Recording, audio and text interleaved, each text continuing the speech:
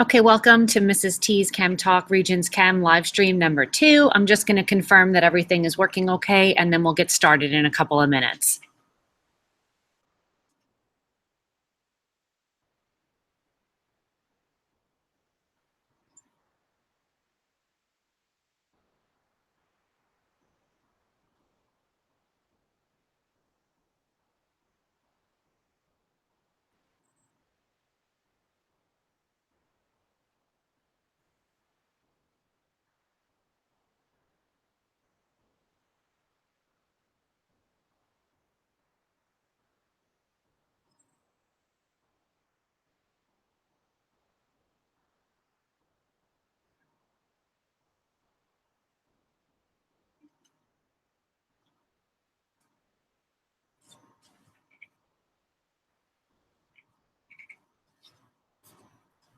Okay, so now that I've confirmed that everything is working properly, we're going to get started. While we do this live stream, you should be sitting here with a reference table, a calculator, maybe a piece of paper and something to write with so that you can take some notes. You can certainly come back to anything once this live stream is over at about 11. There will be a link that this stays up permanently. And you can certainly go back and re-watch different sections. If you have any questions for me, you received a remind message about 5 minutes ago or so.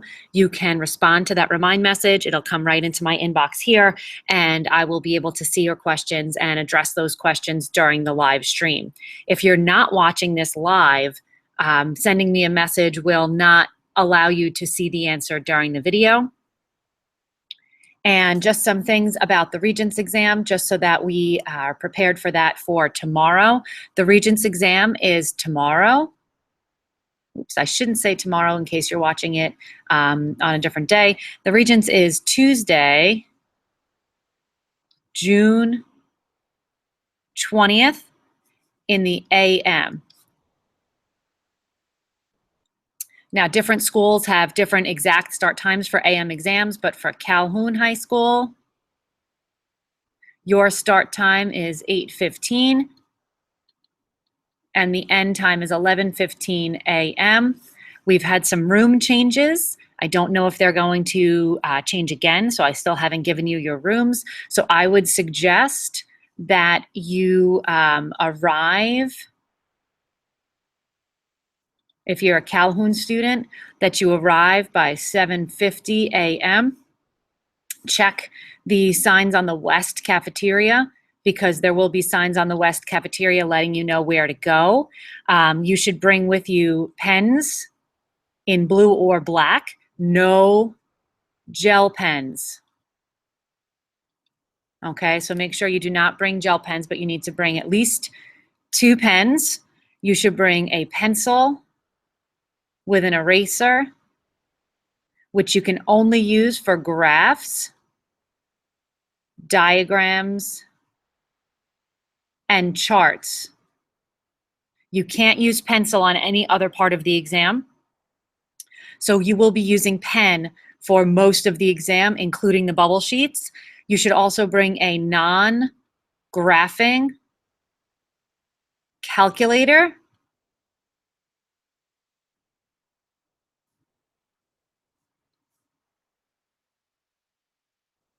And if you are taking the test at Calhoun and you must bring your phone with you, put your phone in a Ziploc bag with your ID.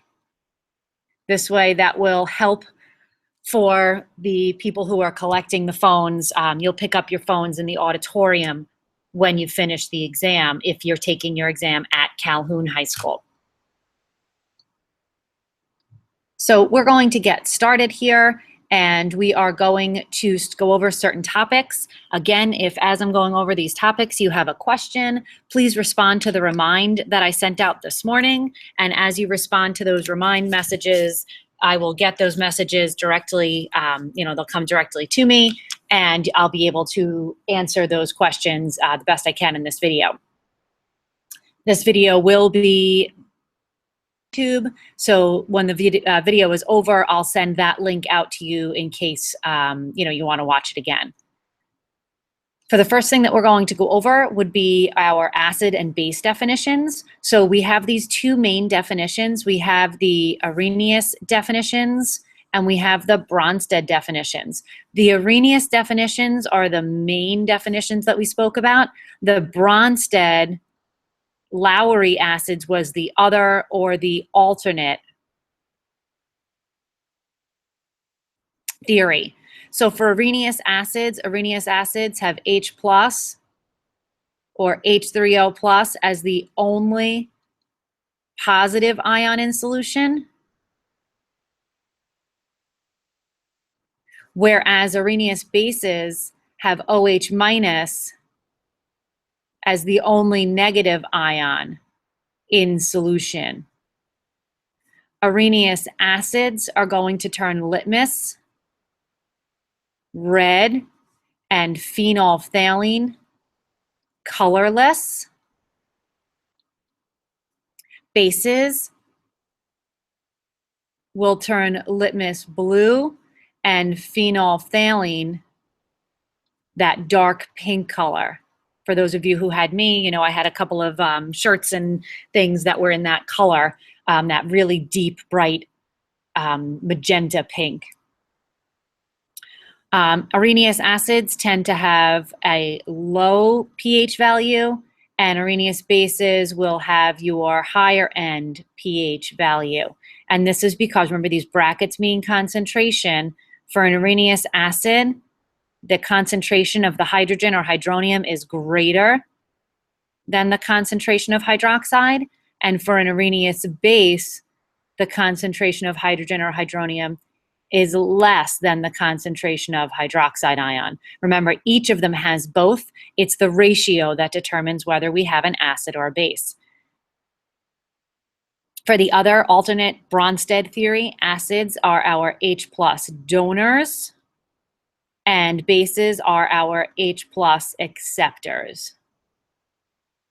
Remember that in a reaction, if it's an alternate other Bronsted-Lowry acid-base reaction, you will have one acid and one base on each side of the arrow.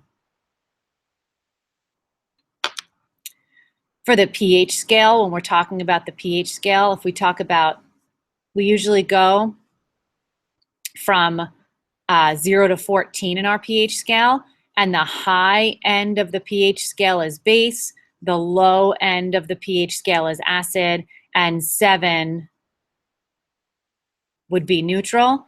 Anywhere above 7, OH minus concentration is greater than H plus. Anywhere lower than 7, H plus concentration is greater than OH minus. And remember that every number on the pH scale is a factor of 10. Every one difference is a factor of 10. So if you go higher on the pH, it's 10 times more OH minus for every number. And if you go lower on the pH scale, it's 10 times more H plus for every number that you go. So if we go a difference of 2 on the pH scale, like we go from 7 to 9, this would be a 100-fold difference because 100 has 2 zeros. 9 to 7 is a difference of 2, or each time is a factor of 10. So 7 to 8 is 10 times. 8 to 9 is another 10 times, which would be a total of 100. If we talk about covalent naming, ionic naming was on the other live stream. If we talk about covalent naming, we're talking about prefixes.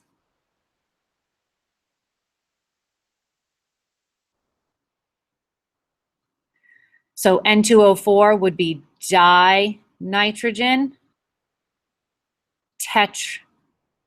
tetroxide. You could also say tetraoxide, but usually we drop one of those. We do not use the prefix for 1 if it's the first element, so this would just be nitrogen dioxide. This would be carbon dioxide, and this would be carbon monoxide. Remember, the first element never gets mono, But if it has more than one for the first element, we use the prefix.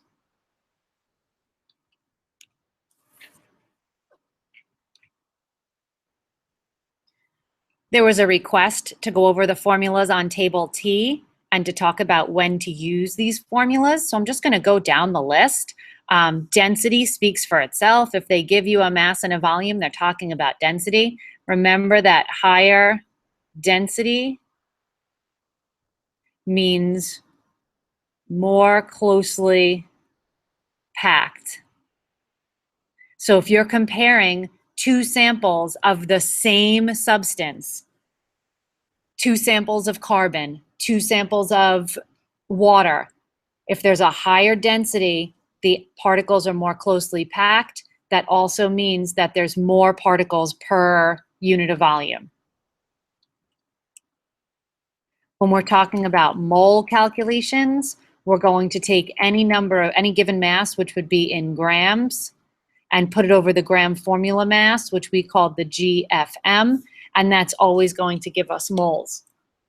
We can also manipulate this and do moles times the gram formula mass to get a mass for that particular number of moles. Percent error tells us how close or far away from a given value we were. The measured value is going to be the student's value. That's also called sometimes the experimental value. So the student's value or the experimental value is the measured value. Accepted is the one that you would look up in a textbook or in some reference material. So the accepted is the one that you put in two places, and on the top, you're just taking the difference. So it's just the absolute value of the measured value minus accepted value. This is just a straight difference. You don't have to worry about doing it in the right order. We just do the bigger one minus the smaller one. For percent composition by mass, or anytime you want to find a percentage for something, we just do part over whole times 100.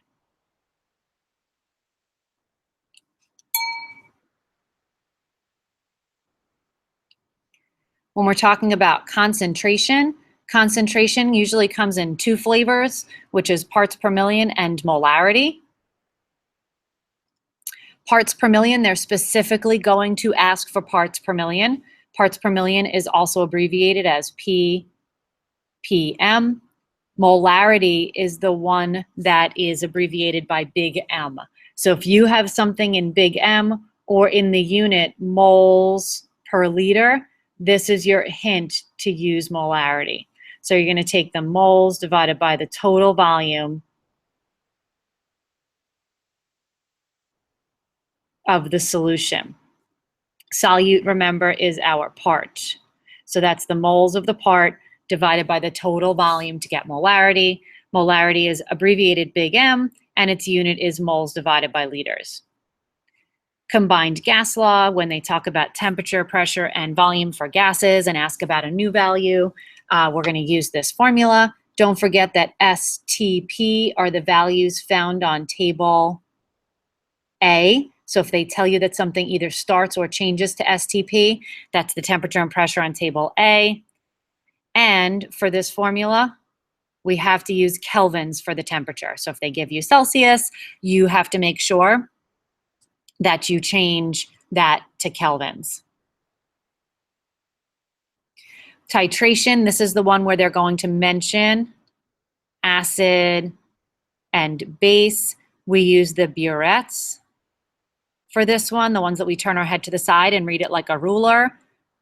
They might give you a chart where they give you the volume before and the volume after, and then you have to subtract the volume before and after for the acid and the volume before and after for the base to get the volumes that go into this particular formula. But they might also use the word neutralize or the phrase completely neutralized by, and that would be another hint that you're going to use this formula. And we do the molarity of the acid times the volume of the acid and set it equal to the molarity of the base times the volume of the base. When we talk about heat formulas, if there's a temperature change, we're going to use Q equals mc delta T, where heat equals the mass times the specific heat capacity, which is on table B, times the change in temperature. That just means subtract the temperatures. But if there is a change in phase,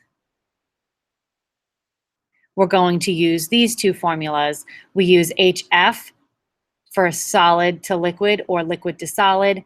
We use HV for liquid to gas or gas to liquid. And the values of heat of fusion and heat of vaporization are also found on table B.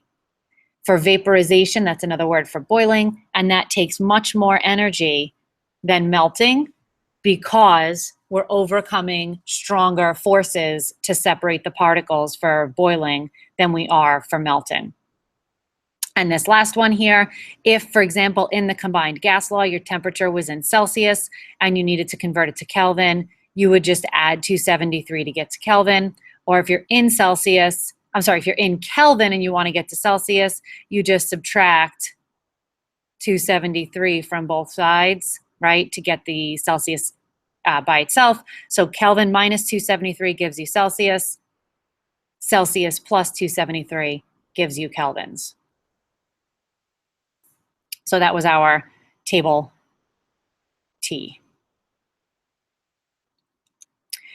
We did heat problems there also. When we're talking about MSNAP and dot diagrams for these covalent bonds, which are molecular substances, we said that for molecules, symmetrical means nonpolar, whereas asymmetrical means polar. So I'm just going to give you some examples of some of our symmetrical nonpolar molecules and asymmetrical polar molecules. This is a symmetrical nonpolar.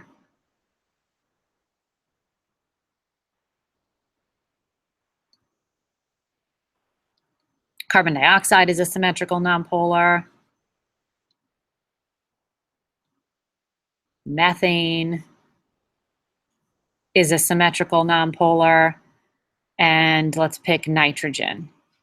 You should know that nitrogen has a triple bond and shares 3 pairs of electrons. But these are all symmetrical nonpolar molecules, whereas that means that they have an even distribution of charge, and they will also dissolve in other symmetrical nonpolar substances. For asymmetrical polar, they are going to have a positive end and a negative end. That means that they will have an unequal or uneven distribution of charge, and that means that they will dissolve in water, which is also polar. So our famous ones that you should know for the asymmetrical polar molecules would be water, which has the negative side by the oxygen, ammonia,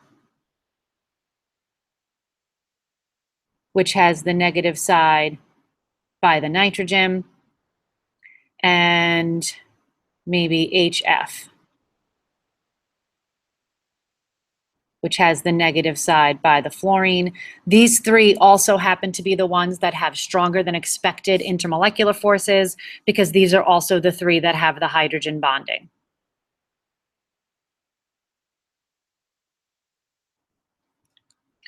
When we talk about ionic dot diagrams, we do not connect the ions because they are separate from each other. They just get really close to each other when they're in the solid form.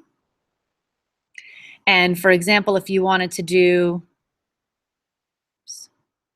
the ionic dot diagram for sodium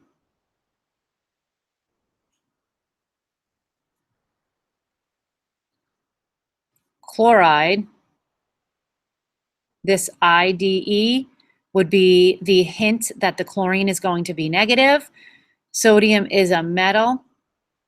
We draw the metal ion with no dots with its positive charge from the periodic table.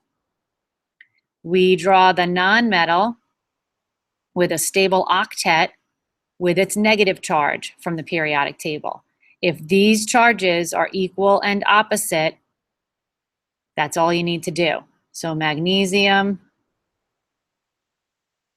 oxide, Mg, is my metal. It's empty with its charge that's positive from the table. Oxygen is my nonmetal. I draw it with stable octet with its negative charge from the table. Again, equal and opposite, nothing else has to happen.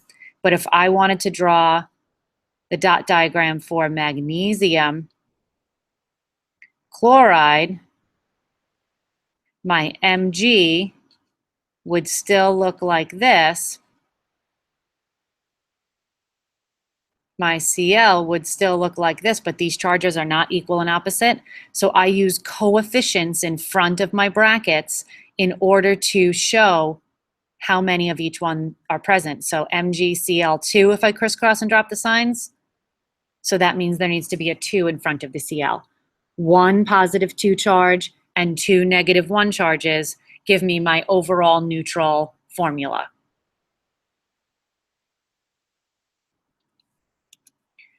For models of elements, compounds, and mixtures, going to start with elements. Elements, we can have monatomic, we can have diatomic, and we can have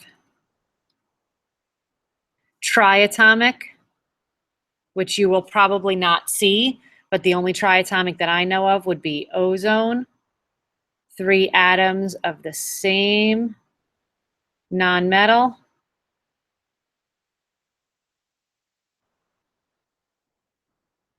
But notice it's all one element, so, and they're all connected the same, so this would be triatomic.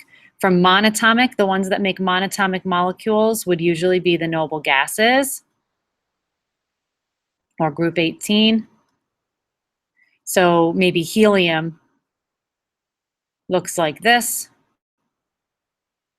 And diatomic would be our Brinkelhoffs, our Br2, I2, N2, Cl2, H2, O2, and F2. Any of those might look like this.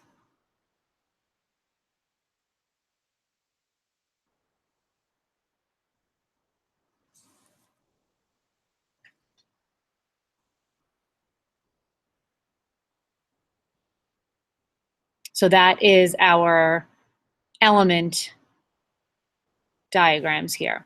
If we want to do compounds, remember you have to have at least 2 different elements and they need to be chemically combined.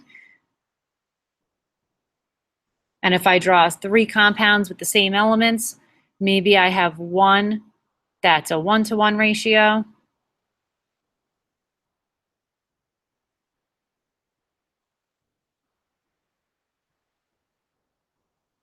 If I change the ratio, I change which compound I have because compounds have to be in fixed proportions. So if I have 1-to-2 ratio, that's a different compound. And if I change it and reverse it so that it's 2-to-1, that's still a third compound. So these are diagrams of 3 different compounds.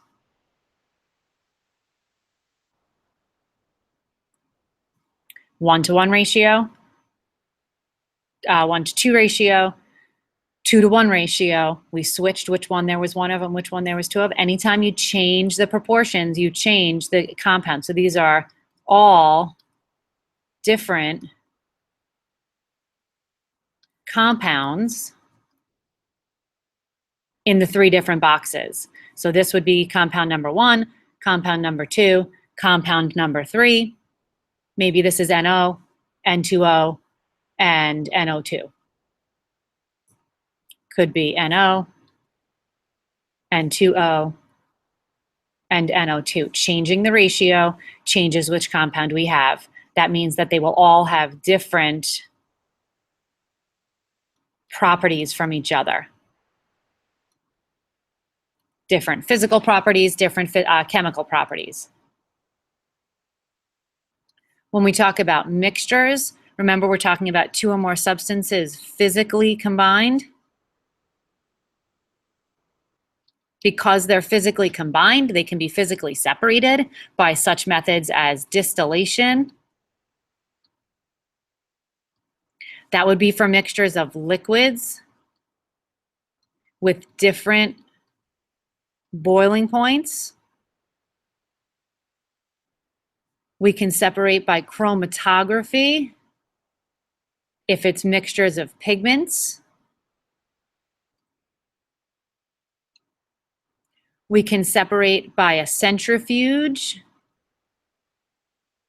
if it's more than one solid suspended in liquid. Remember, this is the one that spins and separates by density. We can use magnetic separation to separate a magnetic metal from another substance, usually solids. And we can use filtration to separate a single solid from a liquid component. Remember, the solid stays behind on the filter paper and the liquid goes straight through.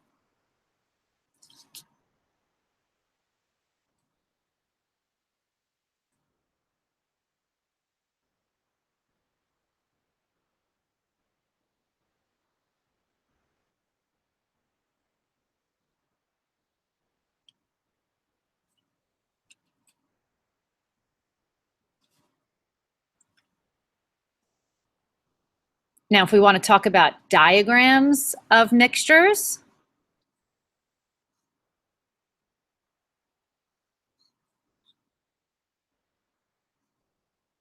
we could have a mixture of two different elements. Notice that the pieces that are connected to each other, or actually the pieces are not connected to each other, and there's two different depictions of them, one's shaded and one open. So that would mean that there's two different substances present that are different. So this would be a mixture of elements. You could have a mixture of compounds where we take those ones with the different ratios, the 1-to-1 and the 2-to-1.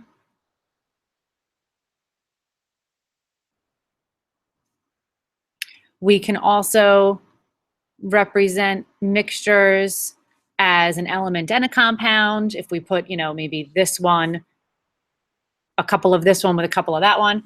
And we can also represent homogeneous versus heterogeneous in these diagrams. So if we have one of the substances all in one area and the other substance in a different spot, so that we have it either layered or clumped by type of molecule, that would be showing a heterogeneous mixture. This one has layers. Okay, you can see that we have one type of molecule here and another type of molecule here. Those separate layers would tell you that it was a heterogeneous mixture. Another way to show on a diagram a heterogeneous mixture, let's say we shook this heterogeneous mixture up to try to mix it together, you would still get clumps. So you might get alternating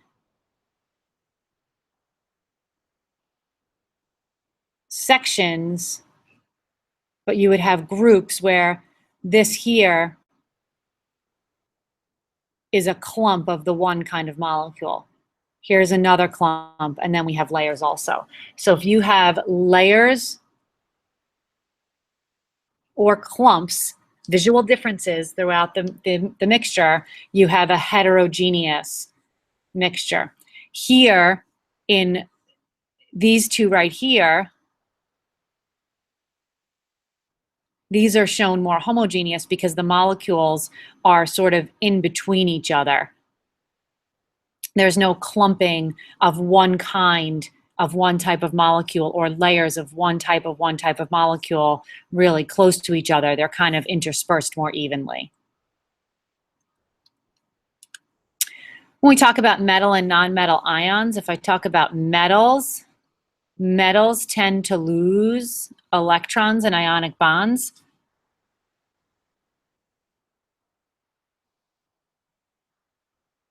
And since they tend to lose electrons when they bond ionically, the metal atom starts out on the large side. It's going to lose one or more valence electrons and become a positive, smaller metal ion. For nonmetals, nonmetals tend to gain electrons. Their atoms tend to start off on the smaller side,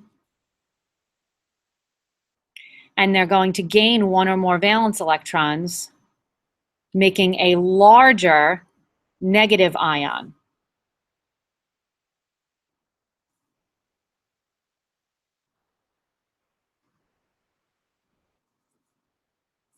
If I then put these metal and nonmetal ions in water, remember that water has a negative partial side by the oxygen and a partial positive side by the hydrogen. So positive metal ions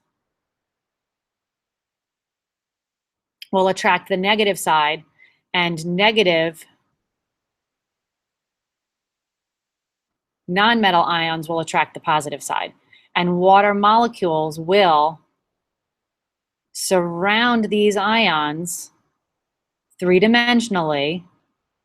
The hydrogen side attracts and orients itself towards the nonmetal, and the oxygen side attracts and orients itself towards the metal ion.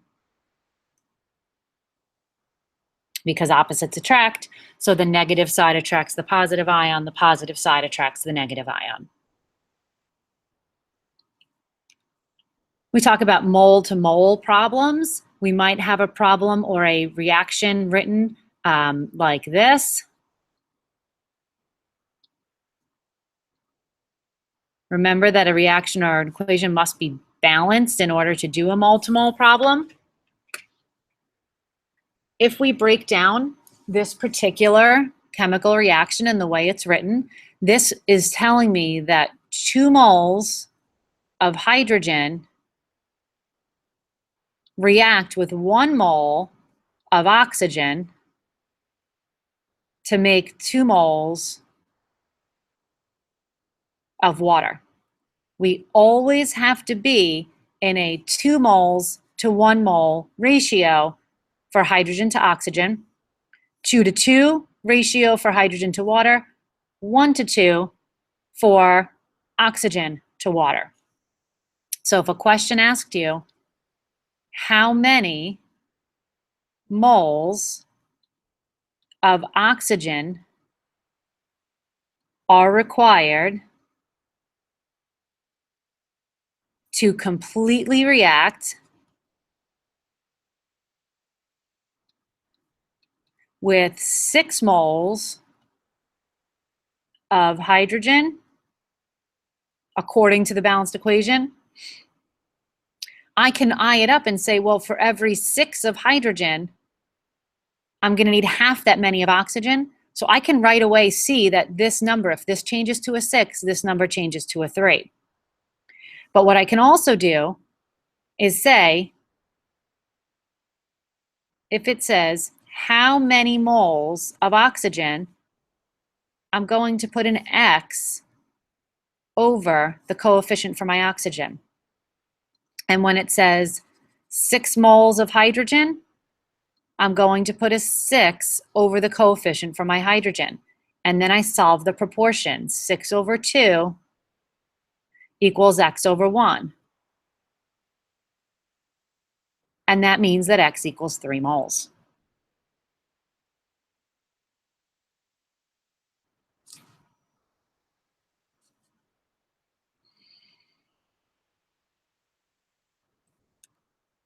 Someone also asked about organic isomers. So if you could please take out your table R while we're looking at this.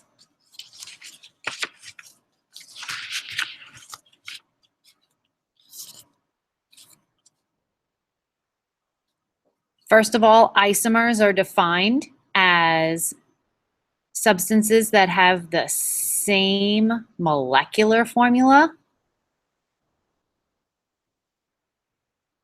but different structural formulas.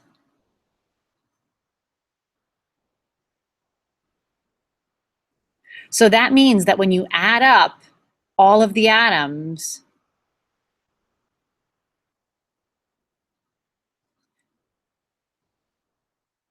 they're going to have the same numbers and the same types of all of the atoms, but they're going to be connected differently.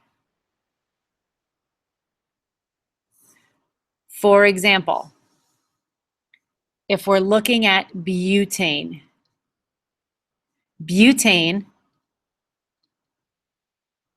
which is C4H10, has isomers because it has more carbons. So the more carbons, more likely and more a higher number of isomers.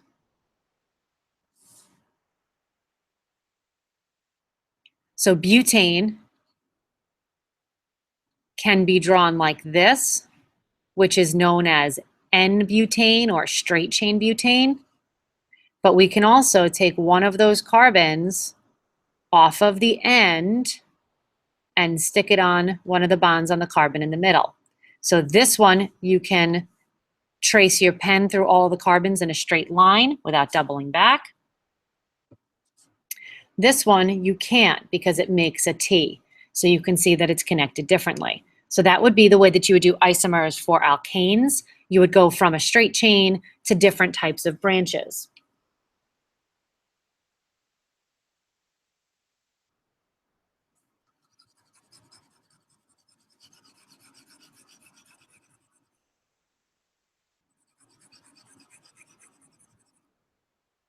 For alkenes or alkynes, once you hit butene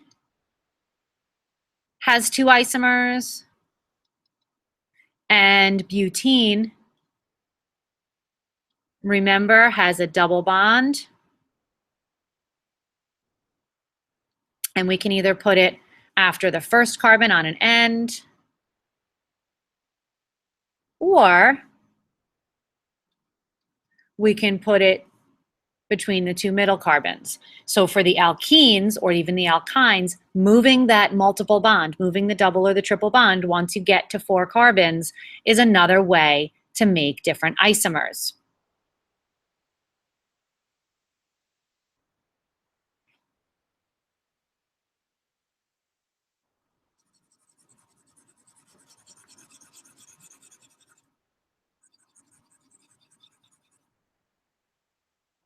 And then on table R, alcohols and ethers are isomers of each other. If you had propanol, prop is 3. Let's say we have just regular old propanol, which would be 1 propanol where the OH is on an end carbon. That could be an isomer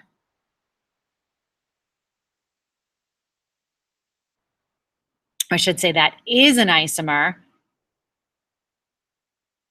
of methyl ethyl ether.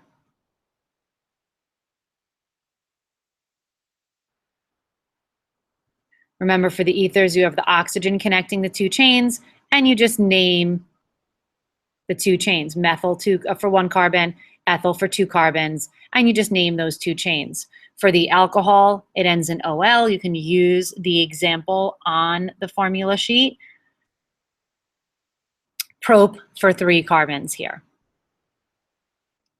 We also have some other pairings for ones that are isomers of each other on the table R. Another example is that aldehydes and ketones are isomers of each other. Remember, aldehydes have that double bonded oxygen on the end, and ketones have that double bonded oxygen on a middle carbon or a non-end carbon. So if we had pent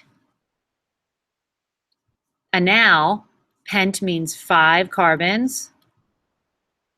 Anal means that the double bonded oxygen is on a last carbon or a first carbon.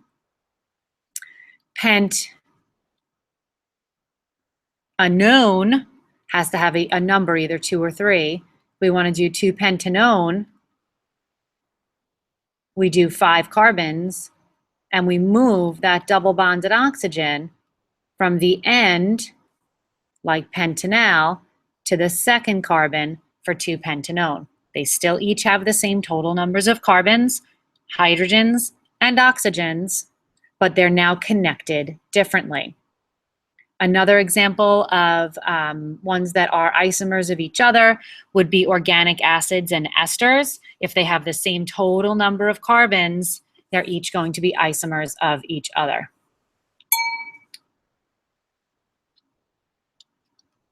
We already did multimole problems. I accidentally put that on here twice. So this has been the second live stream for Mrs. T's Chem Talk Regents Chem. If you have questions, I'm going to leave this open for the next 5 minutes or so to see if more questions come in. If you are watching live, for you to put in questions. But it seems as though most people are not watching these live.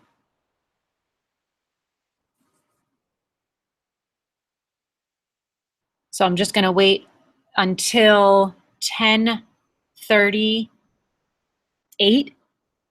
At 10:38, I'm sorry, 10:35. If at 10:35 I have no questions, then I'm going to close down the review.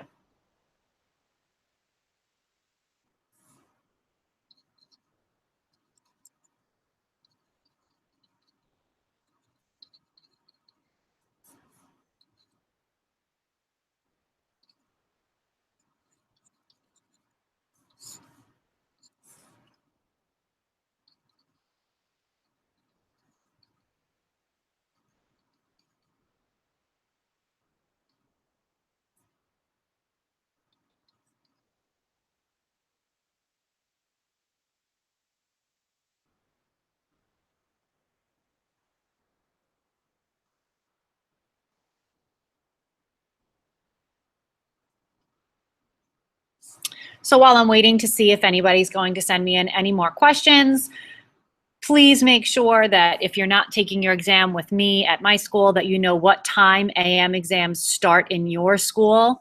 At Calhoun High School, the start time will be 8:15. And again, as we said, there have been some room changes. So please make sure that you know your original room and that you go to that room. If the room has changed, there will be a sign on the door letting you know where your new room is.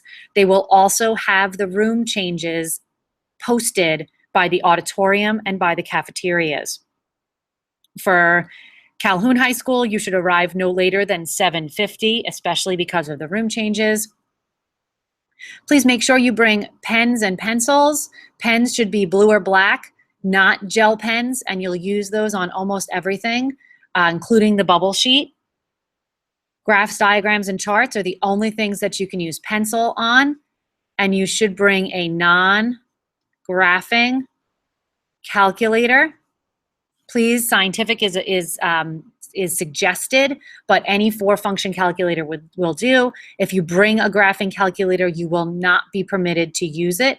And if you must bring a phone, this is in my school, not necessarily in your school if you don't go to Calhoun. If you must bring a phone, please bring it in a Ziploc or in an envelope.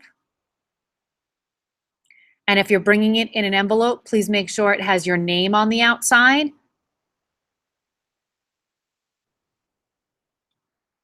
If you're bringing it in a Ziploc, please make sure that you have identification facing out within the Ziploc to make it for easy pickup at the end. I haven't gotten any more messages. We've gone a little bit under an hour on this one,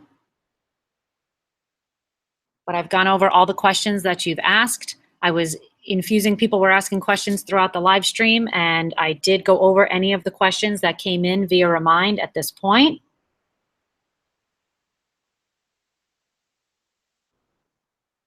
So I am going to end the live stream now. So again, this is the end of live stream number 2 for Mrs. T's Chem Talk, Regents Chem.